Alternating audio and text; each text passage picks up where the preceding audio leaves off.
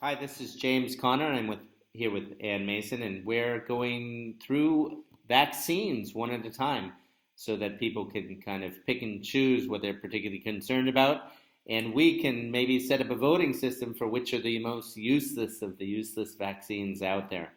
A big one already is we're going through the DTaP vaccine. So those are diphtheria, tetanus, and pertussis. They're as a combination associated with untold misery, 2.7 billion in payouts from the U.S. government, which covers all liability instead of the vaccine manufacturers. The U.S. government has taken that upon themselves to do payouts for death and severe bodily harm. 2.7 billion of the 3.3 billion in payments for this DTaP, combined vaccination.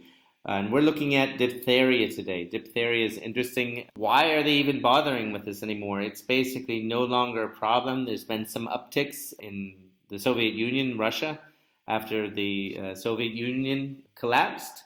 And there's some incidences where there's been upticks in cases, but usually from people who've been vaccinated. Just to do a quick little quote from Dr. Kurt, who goes through quite famously some of these vaccines individually.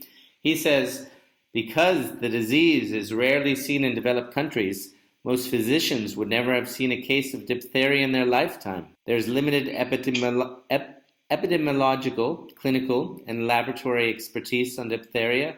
I'm surprised the CDC hasn't declared diphtheria cured. But if they did, then there would be no need for the shots, and there would be a major revenue loss as a result. So that's the introduction. Anne, how are you? I'm doing fine, James. How are you? Good. We're here again.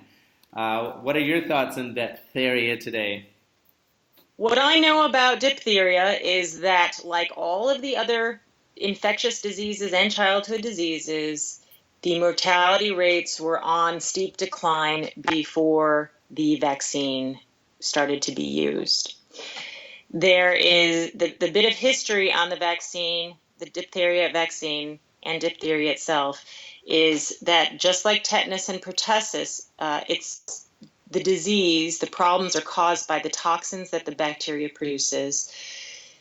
It's not actually caused by the mere presence of the bacteria, but there is a virus, a toxigenic, which is a bacteriophage virus, which infects some of the bacteria. And most of the time, the diphtheria bacteria are never invaded, but when they are, the bacterial toxin genes are switched on, which then can which can lead to major problems and make breathing difficult, swallowing difficult, and even more severe symptoms. However, again, by the time the vaccine was even introduced, diphtheria seemed to have become a much more mild disease. There was an antitoxin introduced in 1895, which is a preformed antibody made in a horse after the horse was given the diphtheria toxin, and then the horse blood was injected into humans. As you can imagine, there were a lot of problems associated with that, many fatal forms of serum sickness itself. Then in 1920, the vaccine was introduced. And following both the introduction of the antitoxin in 1895 and the introduction of 1920, there was a spike, even though there had been it's very easy to see the graph, very steep decline in mortality rates. There was a spike right after both of them were introduced in mortality rates from diphtheria. And then it followed back along and declined. And then when the Western world started implementing national vaccination campaigns for DPT, you started to see spikes in diphtheria cases. From 1941 to 1944, Scotland saw almost 23,000 cases of diphtheria in vaccinated children. After Germany made the vaccine compulsory in 1940, it started to be regarded as the storm center of diphtheria in Europe when it went from 40,000 cases to about 250,000. And after compulsory vaccination in Paris in the 40s, the diphtheria cases rose as much as 30%. So once again, and as you touched on the Russia outbreaks, yes, they, especially following that, studies and reports concluded that, first of all, the vaccine is very short-lived because the outbreaks were in the largely vaccinated.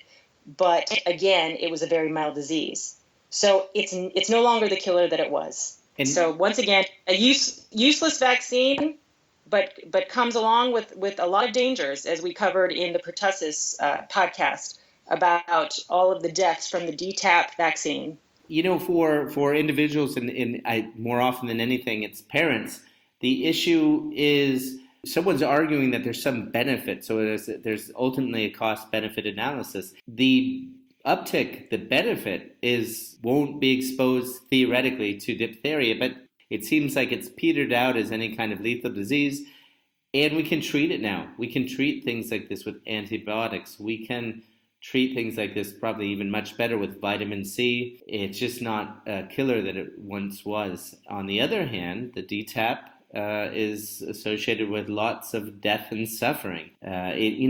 Sometimes they talk about the number of deaths, and then there's this issue of an autistic child. That's going to drain and continue to be a drain on a family for type of situation.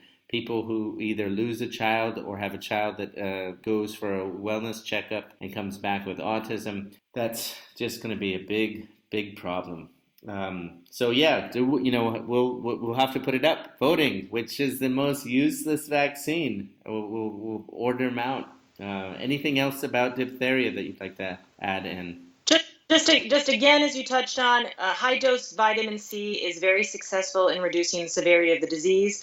Whether or not diphtheria has disappeared or basically is unrecognizable and cannot be distinguished between a cold and diphtheria or not is maybe the case, but it is no longer the threat that it once was before the sanitary movement took hold and people's bodies are healthier. We have proper nutrition, proper sanitation, proper hygiene, so that we can deal with any of these diseases in a very different way than we could during in the beginnings of the Industrial Revolution.